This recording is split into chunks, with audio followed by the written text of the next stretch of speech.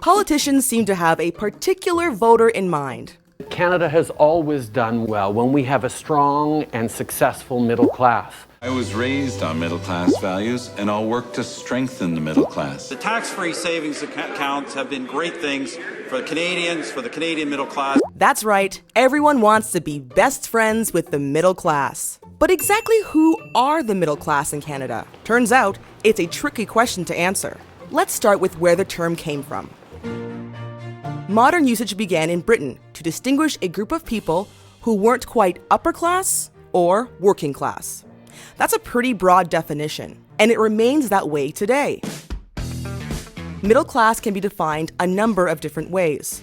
By income, by the type of lifestyle a family lives, or simply just how people self-identify. That means if you think you're middle class, then you are. In Canada, about half of us identify as being middle class. So it's no wonder politicians target this group. Lots of people think they're middle class, so it's a great catch-all term to use. Income seems to be a popular way to distinguish the group. Even here, the lines are blurred. Some economists use the median income, lining up earners from top to bottom and selecting the income directly in the middle. According to Stats Canada, the median income of a family with at least 2 people was just over $82,000 in 2012. Another measure is to look at everyone earning less than the top 20% and more than the bottom 20%. That way, the middle class is always 60% of the population.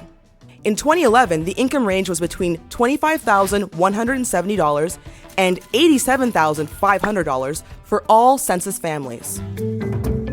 Another approach is looking at a range of absolute incomes. In this case, we ignore the median and focus on an income that would allow a family to live a middle-class lifestyle. Researchers look at possessions owned by a typical middle-class family. Then, they determine how much the family would need to earn to be able to buy those items.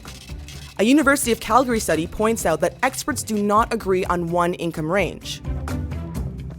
One estimate ranges between $50,000 to $100,000. Another puts the range between $40,000 and $70,000. And because there is no right or wrong answer, it's easy for a researcher to select whatever range they want.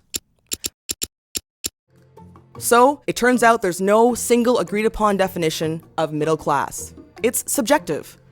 It's good for politicians, but bad for finding out exactly how those in the middle are faring.